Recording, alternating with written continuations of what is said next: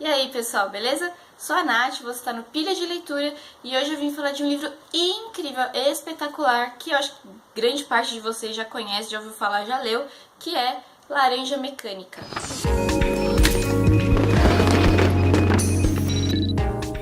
Sabe aqueles livros que você tem certeza que você vai gostar? Que você já conhece a história, que você já conhece o autor, que tem filme, você já assistiu o filme, você sabe, você tem certeza que você vai gostar? Então, Laranja Mecânica era esse tipo de história pra mim. Eu tinha certeza que eu ia gostar. Só faltava mesmo eu ler. E daí o que aconteceu? Finalmente tomei vergonha na cara e li.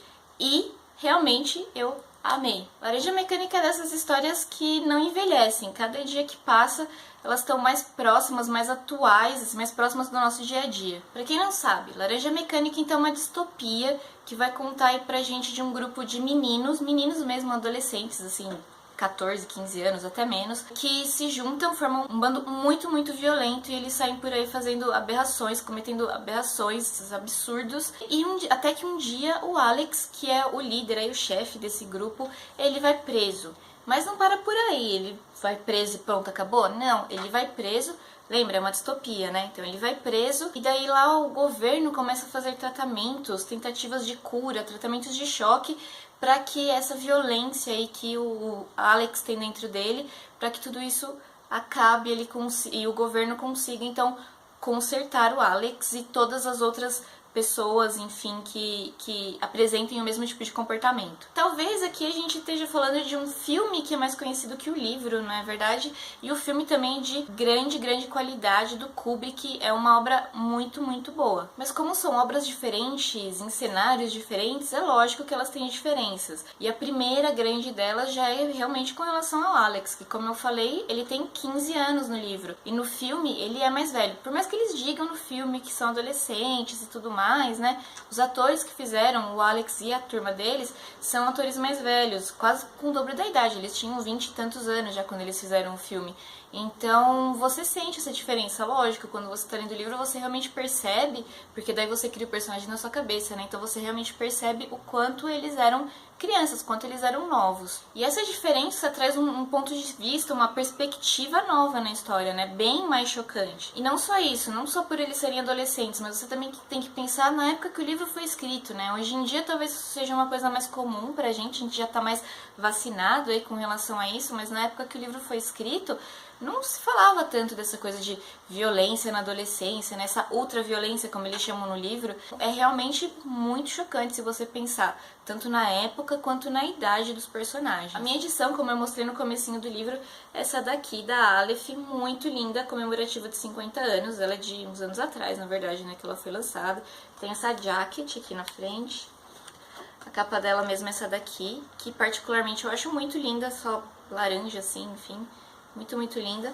E o papel dentro é papel fotografia, então ele realmente é muito bonito.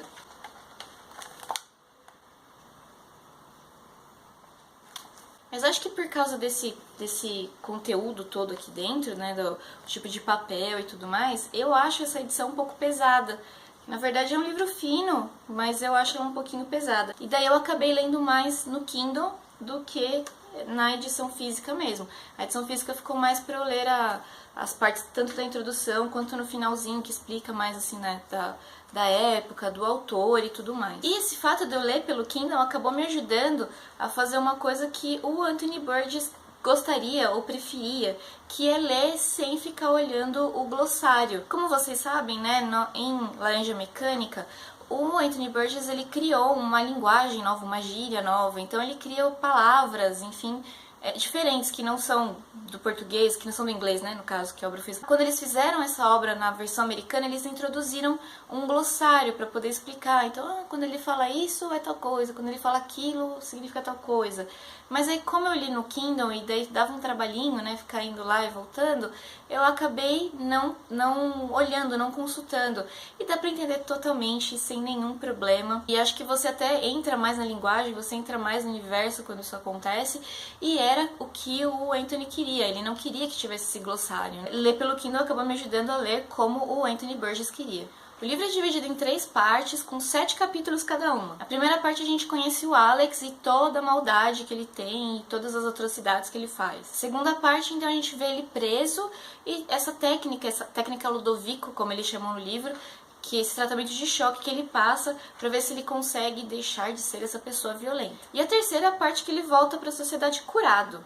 Curado? Engraçado dessa técnica Ludovico que eles querem curar a violência com violência, porque ela é uma técnica violenta. Ele tem que ficar assistindo por horas alguns filmes com cenas muito violentas. Então são filmes que foram realmente gravados, que não são encenações, né? São atos mesmo que aconteceram com as pessoas, e ele fica assistindo por isso por horas e horas e horas e horas e horas, e também é associado com uma outra bebida, enfim, químicos lá que dão pra ele, mas também o advento da música. Então tudo isso forma um conjunto aí de associações que ele faz, que daí quando ele vai ser violento, ele lembra todas essas sensações, ele fica muito fraco, ele acaba desistindo de ser violento. Então não é realmente que ele não tem o impulso de ser violento, mas é porque ele sofre muito se ele for fazer alguma coisa errada. Mas será que essa cura é permanente? Como uma boa distopia, o livro traz vários questionamentos, aí, várias coisas que a gente pode ficar conversando por horas e horas e horas. A gente pode ficar pensando como que é o sistema carcerário, se ele realmente funciona. A gente pode ficar pensando se a violência é uma coisa intrínseca do ser humano, ou se não, se é uma coisa que a gente pode mudar, se isso é um livre-arbítrio, a gente escolhe, ou se não tem como a gente controlar. Então também é uma conversa que a gente pode ter por horas e horas e horas. Mas eu acho que principalmente, né, que a gente pode falar aí até onde o governo pode ir para assegurar a segurança de todas as pessoas. Até onde o governo pode mexer com a gente de uma tal forma que não vai mudar o que a gente realmente é. E afinal, o que é uma sociedade segura? E eu tô aqui falando um monte do Alex e tudo mais e acabo nem citando as outras pessoas. Tem outros personagens também no livro que são muito bem construídos, que são tão importantes quanto o Alex. Mas eu não vou ficar aqui me mantendo nos detalhes, me prendendo aos detalhes de cada um. Vou deixar vocês lerem os livros e depois voltarem aqui pra gente conversar um pouquinho mais. E quanto ao final do livro, né? Porque o final também é diferente do final do filme. Então o final foi uma coisa diferente da história que eu conhecia já lá no comecinho, antes de eu ter começado a ler o livro. E assim, eu adorei. O final do livro, ele é um final assim muito mais esperançoso, né, pra gente. A gente passa a acreditar um pouquinho mais na humanidade do que na verdade foi o filme do Kubrick. Mas não vou falar mais do que isso para vocês poderem achar uma graça maior aí quando vocês estiverem lendo. E aí, galera, conhecem a Laranja Mecânica? Gostam do livro? Gostam do filme? Deixa aqui nos comentários pra gente continuar nossa conversa. Obrigada por ter visto o vídeo até aqui. Não esqueçam de se inscrever no canal, dar um curtir no vídeo pra ajudar a compartilhar o conteúdo e seguir a gente também nas outras redes sociais, no Face e no Scooby. Obrigada e até a próxima. Tchau!